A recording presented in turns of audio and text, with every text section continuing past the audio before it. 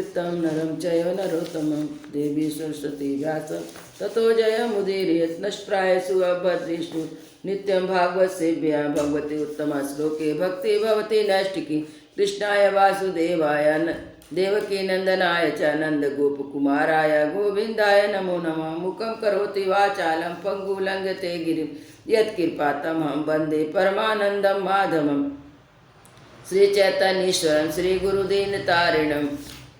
श्रीमद्भागवत महापुराण 8वां स्कंद अध्याय 4 गज और ग्राह का पूर्व चरित्र तथा उनका उद्धार। सुखदेव जी कहते हैं कि परीक्षित, उस समय ब्रह्मा शंकर आदि देवता ऋषि गंधर्व श्री हरि भगवान के कंठ की प्रशंसा करने लगे, उनके ऊपर फूलों की वर्षा करने लगे, स्वर में दुधुम्बिया बजने लगी, गंधर्व नाचने गाने लगे, ऋषि चारण सिद्धगण भगवान पुरुषोत्तम की स्तुति करने लगे। इधर वह ग्रह तुरंत ही परम आश्चर्य में दिव्य शरीर संपन्न हो गया और उस ग्रह इसके पहले हु नामक एक सर्वश्रेष्ठ गंधर्व था। देवल के साथ से यह गति प्राप्त हुई थी, अब भगवान की कृपा से मुक्त हो गया। उसने सर्वेश्वर भगवान के चरणों में सिर रखकर प्रणाम किया। इसके बाद भगवान के सुवस का गान करने लगा। वास्तव में अविनाशी भगवान इस सर्वश्रेष्ठ कृति से संपन्न है, उन्हीं के गुण और मनोहर लीलाओं का गान करने योग्य है। भगवान की कृपा पूर्ण स्पर्श से उसके सारे पाप ताप नष्ट हो गए। उसने भगवान की परिक्रमा करके उनके चरणों में प्रणाम किया और सबके देखते देखते अपने लोक की यात्रा की। गजेंद्र भी भगवान का स्पर्श प्राप्त होते ही अज्ञान के बंधन से मुक्त हो गया। उसे भगवान का ही रूप प्राप्त हो गया, पिताम्बरधारी चतुर्भुज बन गया। गजेंद्र पूर्व जन्म में द्रविड़ देश का पांड्य वंशी राजा था। उसका नाम इंद्रधूम था। वह भगवान का श्रेष्ठ उपासक एवं अत्यंत यशस्वी था। एक बार राजा इंद्रधूम राजपाट छोड़कर मलय पर्वत पर रहने लगे थे।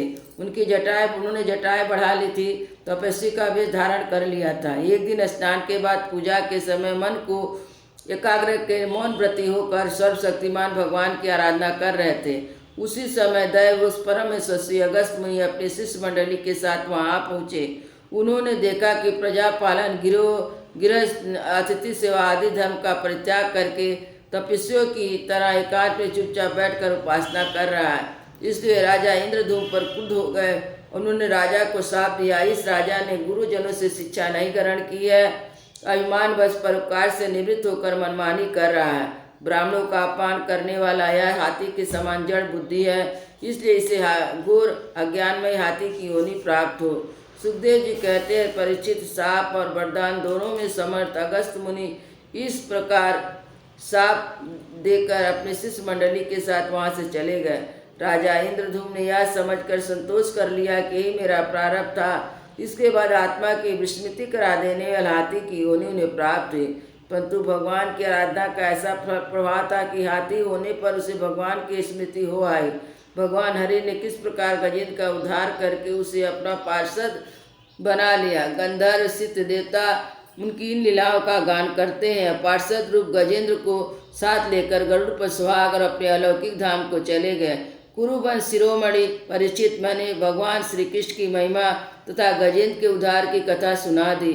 यह प्रसंग सुनने वालों के कलिमल और दुस्वप्न मिटाने वाले एवं यह सुन्नति स्वर को देने वाला है।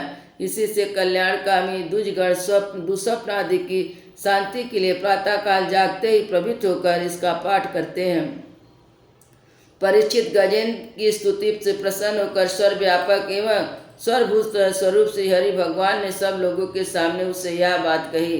श्री भगवान ने कहा, जो लोग रात के पिछले पहर में उठकर इंद्रिय निग्रह पूर्वक एकाचित से मेरा तेरा और सरोवर पर्वत कंदरा वन वेद कीचक बांस के झुरमुटिया के दिव्य वृक्ष तथा पर्वत शिखर मेरे ब्रह्मा जी शिव जी के निवास स्थान मेरे प्यारे धाम क्षीर सागर प्रकाशमय श्वेत दीप श्रीवत्स कौस्तुभमणि वनमाला मेरी कौमुद गथा सुदर्शन चक्र पांजन्य शंख पक्षीराज गरुड़ मेरे सूक्ष्म कला स्वरूप शेष जी मेरे आश्रय में रहने वाली लक्ष्मी देवी ब्रह्मा जी देवर्षि नारद शंकर जी भक्तराज प्रहलाद मत्स्य कश्यप बरा आदि अवतारों में किए हुए मेरे अनंत पुण्यमय चरित्र सूर्य चंद्रमा अग्नि ओंकार मत्स्य मूल प्रकृति गो ब्राह्मण अविनाशी सनातन धर्म, सोम, कश्यप धर्म की पत्नी, दक्ष कन्याएं, गंगा, सरस्वती, अलकनंदा, यमुना, एरावत हाथी, भक्त शिरोमणि ध्रुव, 7 महर्षि,